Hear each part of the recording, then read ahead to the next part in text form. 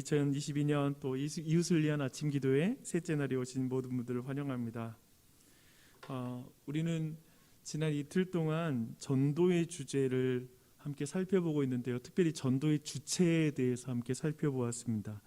전도란 성령님이 공동체를 통해 행하시는 일에 동참하는 것이다 라는 것을 함께 보았죠. 그렇다면 전도에 있어서 우리는 성령님의 역할을 재발견하고 그분의 흐름을 타는 법을 배우는 일은 그 자체만으로도 강력한 복음 전도의 그림과 실행 방식을 변화시킨다라는 것을 또한 보았습니다. 우리는 성경이 성령 충만한 삶 그리고 성령의 소욕을 쫓는 삶을 계속 말하고 있다는 걸 우리는 성경 전체를 통해서 확인할 수가 있죠. 근데 도대체 무엇이 성령님과 동행하는 삶일까요? 그리고 무엇이 성령님을 쫓는 삶일까요? 성령님의 역할을 재발견하고 그분의 흐름을 타는 것은 어떻게 가능할까요? 라는 이런 질문을 하게 됩니다. 누군가의 삶에 진행되는 성령님의 복음 증거의 파도에 올라타는 것, 저는 이것을 어제 그냥 서핑 전도라고 생각해 봤어요. 우리 파도 위를 타는 서핑이 있잖아요. 그 서핑 전도, 성령의 흐름을 타는 전도, 그것을 위해서는 저는 가장 먼저 서핑 기도가 필요한 것 같습니다. 주님께서 이미 일을 시작하신 곳은 어디입니까? 주님을 받아들일 준비가 된 사람들에게로 저를 이끌어 주십시오. 제가 말을 걸고 돌보아주고 기도해야 할 사람이 있습니까? 여러분, 매일 이런 기도로 한번 시작해 보십시오. 저는 이 기도가 반드시 응답된다고 생각합니다. 의외로 우리는 이런 기도로 하루를 시작하지 않을 때가 많습니다. 이런 기도를 한번 시작해 보십시오. 반드시 저는 이 기도가 응답된다고 믿습니다. 어쩌면 정말 성경이 말하는 것처럼 참으로 우리가 구하지 않기 때문에 받지 못하는 게 참 많습니다. 그것 중에 하나는 성령 충만한 삶, 성령을 따르는 삶 또한도 그 영역인 것 같습니다. 그렇게 한번 이 아침에도 그렇게 기도했으면 좋겠습니다. 또한 나 한 사람이 아니라 성령님께서는 공동체를 통해서 일하심을 우리가 믿을 때 우리는 도리어 삶에서도 그리고 전도에 있어서도 더 용기를 갖게 됩니다. 내가 시작해서 내가 마쳐야 하는 전도가 아니라 성령님이 시작하신 일을 공동체가 마치는데 그것에 내가 동참하는 것이다 라고 전도를 바라보는 것, 우리 어떤 모든 사역과 삶을 바라보는 건 정말 우리로 하여금 용기를 갖게 만듭니다. 이렇게 성경이 말하는 전도의 주체를 확인하는 것은 전도의 그림과 그 실행 방식 자체를 완전히 바꿔버리게 되죠. 교회가 이웃과 함께하는 이 부활절 예배를 준비하고 그리고 이렇게 함께 기도하면서 또 준비하는 것은 우리는 이 사실을 믿기 때문에 그렇죠. 오직 성령님이 공동체를 통해서 행하시는 그 일에 동참하는 것, 그게 바로 이번에 이 부활절을 준비하며 이웃과 함께하는 부활절 예배를 준비하는 그 방법이고 그리고 우리가 그 이웃을 섬기는 하나의 방법인 줄 믿습니다. 그렇게 나아가는 우리 모두가 됐으면 좋겠습니다. 이제 전도의 주체를 확인했으니까요, 이제 전도의 방법을 한번 살펴볼 차례입니다. 이제 전도에 대한 두 번째 정의를 한번 여러분 따라해 보겠습니다. 전도는 영적인 여정에 있는 친구와의 대화입니다. 한번 따라해 볼까요? 전도는 친구와의 대화입니다. 네, 맞습니다. 이 말을 이해하려면 우리는 우선 그 전도자에 대한 이미지를 교정할 필요가 있습니다. 우리는 전도를 세일즈처럼 했던 어떤 한 시대를 보았습니다. 경험했습니다. 전도라는 목적을 두고 선물을 주고 그리고 여러 가지 호감을 살 수 있는 여러 가지 행동을 하고 관심을 갖다가 전도 행사에 사람을 초대하는 방식입니다. 이것은 마치 계약을 맺기 위해서 로비를 하는 것과 같은 방식입니다. 계약이 성사되지 않으면 다른 고객을 검색합니다. 그러나 전도는 그런 세일즈가 아니라 여행하는 길에서 대화를 나누는 여행 가이드에 가깝습니다. 세일즈맨인가 아니면 나는 여행 가이드인가? 이것은 전도의 그림과 실행 방식을 완전히 변화시키는 그런 이미지입니다. 세일즈맨은 계약을 성사시키기 위해서 머릿속에 대본을 가지고 계획을 가지고 사람을 그쪽으로 유도해 나가는 그런 식으로 사람을 대할 것이고요. 여행 안내자는 그 사람이 지금 있는 그 자리, 그리고 그 사람 중심으로 그 사람이 걷고 있는 인생의 여정 속에서 성령님이 하시려는 일에 초점을 맞춰서 그 사람을 대하는 방식으로 나아가게 될 것입니다. 이것은 굉장히 다릅니다. 이렇게 전도자에 대한 이미지를 세일즈맨이 아니라 여행 가이드로 수정하는 것은 사실 우리 자신과 그리고 전도하는 대상을 위해서도 굉장히 유익한 일입니다. 우선 우리 자신에게 어떤 유익이 있을까요? 우리 모두는 스스로 세일즈맨이 되는 것을 두려워합니다. 그런 전도자가 되는 걸 굉장히 두려워해요. 계약이 성사되지 않으면 다른 고객을 찾으러 나가는 것은 마치 복음을 값싸게 만드는 것 같고요. 뭔가 복음을 값싸게 뭔가 판매하는 사람처럼 자신이 전도를 하고 있는 모습을 우리는 싫어합니다. 도리어 누군가의 영적 여정을 함께 걷는 영적 여행의 가이드, 친구, 진정한 우정을 가진 그런 사람이 되는 것이 우리에겐 더욱더 우리의 마음에 편안할 것이고요. 그리고 우리에게 용기를 줄 것입니다. 세일즈맨이 아니라 영적 여행의 가이드로서의 전도자의 이미지는 또한 전도 대상자에게도 굉장히 유익합니다. 우리가 만나는 많은 사람은 세일즈 전도를 당한 경험을 가지고 있습니다. 굉장히 그것이 나쁜 인식으로 그들에게 남아있는 경우가 많습니다. 그들에게 필요한 것은 그들을 존중하며 영적 여정을 가이드해 줄 수 있는 좋은 친구가 필요한 것입니다. 사실 교회 밖에 있는 많은 사람들은 기독교와 그리고 교회에 대해서 어느 정도 다 알고 있는 사람들입니다. 하지만 그것을 원하지 않기로 결정한 이들이 교회 밖에 있습니다. 삶의 어느 시점에서 그들 각자는 기독교 그리고 하나님, 그리스도인에 대한 신뢰가 깨진 경험들을 가지고 있는 사람들입니다. 아마도 그리스도인 친구가 위선적이거나 독단적이거나 또 이기적인 모습을 보면서 그렇게 마음을 닫아버린 경우가 있습니다. 어렸을 때 교회에 나갔는데 굉장히 지루했던 경험, 전혀 와닿지 않는다라고 느끼면서 이제 더 이상 그 신뢰를 주지 않는 사람들도 있고요. 교회에서 분쟁과 다툼 등의 문제들을 경험하고 나서 이제 다시는 교회를 향해서 발걸음을 내딛지 않겠다라고 말하는 사람도 있습니다. 또한 사랑하는 사람들의 죽음 혹은 사고, 성폭행과 같은 비참한 일을 당할 때 하나님이 멀리 계시고 하나님이 자신을 돌보지 않는다라는 그런 생각 때문에 신뢰를 거둔 사람들도 있습니다. 그래서 그들이 이렇게 그들을 영적인 대화로 그리고 하나님께로 이끌기 위해서는 우리는 먼저 어쩌면 그들의 고정관념을 깨뜨려야 되고요.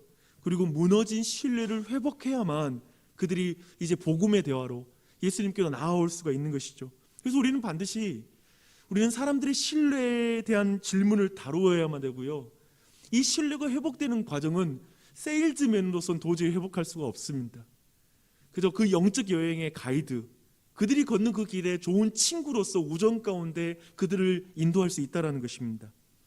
그때 우리는 전도란 영적인 여정에 있는 친구와의 대화다라는 이 말이 무슨 말인지 여러분이 이해가 될 것입니다.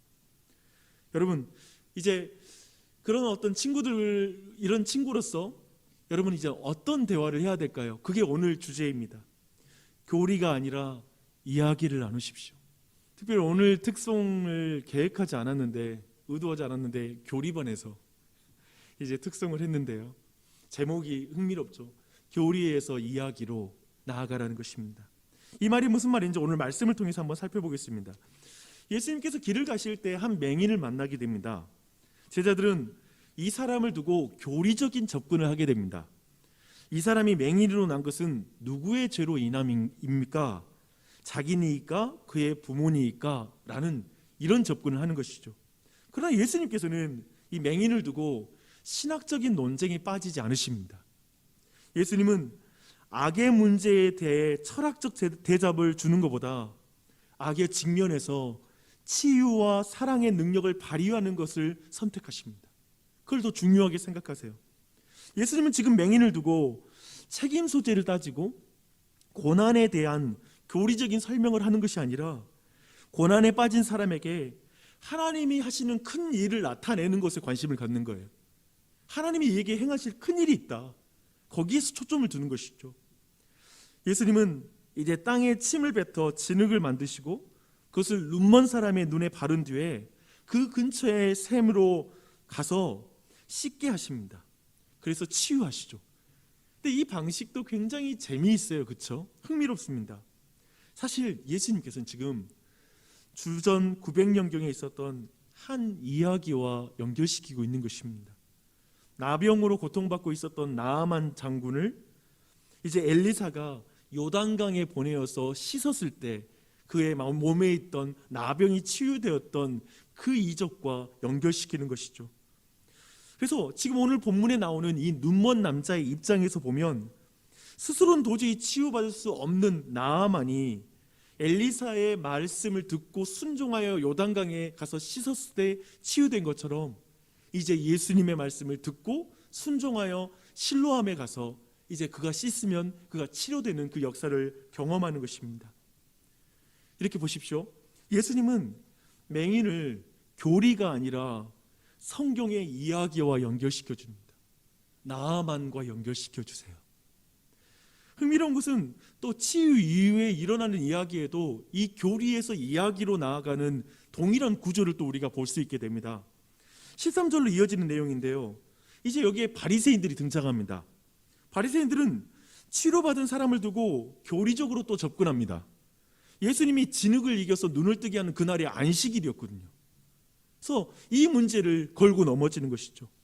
그들은 그 남자가 과거에 눈이 멀었던 것들을 부인하게 함으로 예수님이 눈먼 자를 고쳤다라는 이 역사 자체를 부정하고 싶어하는 것입니다.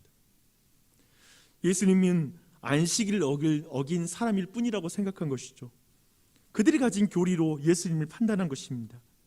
그들은 하나님이 행하시는 큰 일을 보지 못하는 소경으로, 진짜 영적 소경으로 그 자리에 있는 거예요. 그들은 눈먼 자의 다시 보게 된 그 눈먼 자의 그 기쁨에 전혀 참여할 수가 없습니다. 그들에게 다시 보게 된 이의 대답은 의미심장합니다. 이렇게 말합니다. 그가 죄인인지 내가 알지 못하나 한 가지 아는 것은 내가 맹인으로 있다가 지금 보게 되었다는 것입니다. 지금 이 맹인은 교리가 아니라 자신의 이야기를 간증합니다. 난 모르겠고요. 내가 그 예수님 때문에 다시 보게 됐습니다. 자신의 삶의 이야기를 나누는 것으로 오늘 내용이 마무리가 됩니다. 우리는 인생의 여정 속에서, 그리고 삶의 여정 속에서 기막힌 이야기를 가진 사람들을 만나게 됩니다. 여러분, 우리 주변에 있는 모든 사람들은 저마다의 삶의 이야기를 가지고 있습니다. 저마다의 스토리를 가지고 있습니다. 근데 제가 느낄 때 그리스도인들이 그들에게 다가갈 때 한 가지 장애물이 있는데요. 그 큰 장애물은 교리일 때가 있습니다. 어쩌면 그들을 만났을 때 빨리 이 사람이 스스로를 죄인으로 인정해야 돼. 그래서 쉽게 그냥 죄라는 거, 어떤 그 교리적인 걸 이해시키려고 다가갈 때가 많이 있습니다. 그래야지만이 복음을 또한 전할 수 있다라고 생각하는 것이죠. 아니면 우리는 어떤 사람들이 가지고 있는 신학적인 질문들을 해결해주면, 교리적인 질문들을 해결해주면 그 사람이 예수님을 받아들일 거라고 생각하면서 어떤 신학적인 질문을 한번 해보라고 말할 때가 있습니다. 그런데 도리어 우리의 인간성을 나누는 법을 우리는 배워야 됩니다.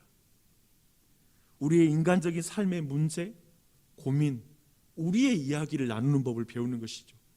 내 삶에서 만난 예수님, 내 삶의 고통 가운데 만난 예수님, 내가 다시 눈을 뜨게 된 내 이야기, 그런 것을 나눌 필요가 있는 것이죠. 사실상 사람들은, 어쩌면 대부분의 사람들은 내가 가진 대답에는 관심이 없으나 내가 가진 질문과 고민에 대해서는 관심이 있습니다. 왜냐하면 우리가 가진 고민과 질문은 그들도 가지고 있는 것이거든요. 우리는 올바른 대답을 주려고 하는데 굉장히 민감해요. 바로 답을 주고 싶은 거예요. 교리적인 대답. 그러나 올바른 질문을 던지는 것을 가르치는 데는 소홀해요. 때로는 그 인생의 문제, 그 사람들의 고통, 그들이 가지고 있는 어떤 고민들, 삶의 문제들, 그걸 질문하고 거기서 왜 그렇게 살아가는지를 질문하고 생각할 수 있는 그런 대화를 하는 법에 익숙하지가 않은 것이죠. 자녀가 공경에 처했던 적이 있나요? 자신의 존재 가치를 의심했던 적이 있나요? 신체적인 문제나 실패감으로 고민해 본 적이 있나요? 지금 너무 후회하고 있는 일 있나요? 잠을 자다가도 정말 이불킥하고 자기를 정말 생각이 나면 수치스럽고 창피한 일이 무엇인가요? 어쩌면 우리는 그러한 질문을 하는 법, 어쩌면 나도 있고 그들도 다 있으니까요. 어쩌면 그 자리에서 그 사람과 진정한 우정을 만들고 그리고 그들과 대화하는 법을 배우고 그 동일한 자리에서 내가 만난 예수님을 말하는 것, 나누는 것, 그것이 자연스러운 전도가 될 것입니다. 진정한 우정에 있어서 중요한 것은 어쩌면 우리의 연약함과 회의와 질문일 것입니다. 그러니까 우리가 어쩌면 많은 그리스도인들이 전도할 때 오해를 가지고 있는 것은 종종 우리의 가장 큰 장점이나 성공, 우리가 예수 믿어서 잘 된 것, 예수 믿으면 어떻게 잘 됐고 성공했어요 라고 말하는 것, 거기에 집중할 때 도리어 전도는 더 어려워지는 것 같습니다. 그러면서 우리는 어쩌면 정말 그런 성공에 집착할 때 도리어 그런 조건을 갖추지 않으면 나는 도저히 전도할 수 있는 사람이 아니야 라고 생각하는 것이죠. 어쩌면 우리는 이렇게 말할 수 있겠죠. 난 여전히 이게 힘들어. 난 여전히 자녀들 문제 때문에 난 너무 힘들고 아이들 문제 때문에 너무나 두려워요. 근데 그때마다 나에게 그 하나님이 나를 이렇게 여전히 붙잡아주고 있고 그 하나님이 나를 견디게 해줘요. 어쩌면 우리는 이런 이야기를 정말 주변에 있는 사람과 나눠야 될지 모릅니다. 아직 나는 완전하게 답을 얻지는 못한 것 같아요. 나는 아직 완전하게 확신할 수는 없는 것 같아요. 여전히 난 의심할 때가 많아요. 하지만 난 정말 주님이 계시다는 걸 느끼고 있고 도저히 이 길을 포기할 수가 없어요. 전 당신이 다시 한번 진지하게 예수님에 대해서 알아갔으면 좋겠어요. 이렇게 말할 수도 있을 것입니다. 여러분, 저는 정말 이 부분에 있어서 고민이 참 많았던 것 같습니다. 저는 되게 이렇게 목회 초기부터 질문하는 교회, 그리고 이렇게 자유롭게 토론하는 교회에 대해서 많이 생각했었습니다. 왜냐하면 오늘날 젊은이들이 교회와 그리고 기독교에 대해서 많은 질문을 가지고 있고 그걸 자유롭게 토론하고 이야기 나누는 것에 대해서 생각한 것입니다. 질문해봐라 이렇게 많이 말했던 것 같아요. 근데 그런 과정 속에 한계가 있더라고요. 근데 좋은 열매가 잘 맺지 않은 걸 느꼈어요. 뭐냐면 우리가 가진 어떤 교리적인 대답, 토론, 어떤 이성적인 어떤 나눔들, 이런 것들이 사람들로 하여금 계속해서 이성적으로 해결되지 않는 것으로 나아가지 믿음으로 이끄는데 100% 아주 큰 유익이 없다라는 걸 보게 되었습니다. 도리어 어쩌면 내가 걷는 그 길 가운데 내가 만난 예수님, 내 인생의 여정에서 만난 예수님의 이야기가 더 강력하구나. 다른 게 아니라 똑같은 그 상황 속에서 나는 예수님을 어떻게 만나고 있는지, 내 이야기, 다른 건 잘 모르겠고요. 지금 내가 과거에는 보지 못하다가 예수님을 보고 있다라는 것입니다. 내 눈이 떠졌다라는 것입니다. 라고 할 수 있는 나의 이야기, 그 이야기가 중요함을 깨닫게 됩니다. 여러분, 저는 여러분의 삶 속에 이전의 삶에서 보지 못하던 그 예수님을 삶의 여정 속에 다시 볼 수 있는 그 시선이 회복되었으면 좋겠습니다. 그리고 그것이 여러분과 동일하게 살아가는 주변의 사람들, 어쩌면 인생의 질문과 그리고 고민과 갈등은 똑같은 사람들이잖아요. 우린 그것으로부터 출발하십시오. 그 이야기부터 나누기 시작하세요. 그때 진짜 친구가 만들어질 거예요. 그가 예수님 믿던 안 믿던 영적인 우정을 갖고 있고 그가 가지고 있는 질문의 영적인 여정 속에 나는 친구가 돼서 그 과정 속에 내 답을, 내가 경험하는 그 은혜의 조각들을 그들과 나눌 수 있을 줄 믿습니다. 그렇게 우리가 정말 영적 여정에 좋은 가이드가 되는 우리가 됐으면 좋겠습니다.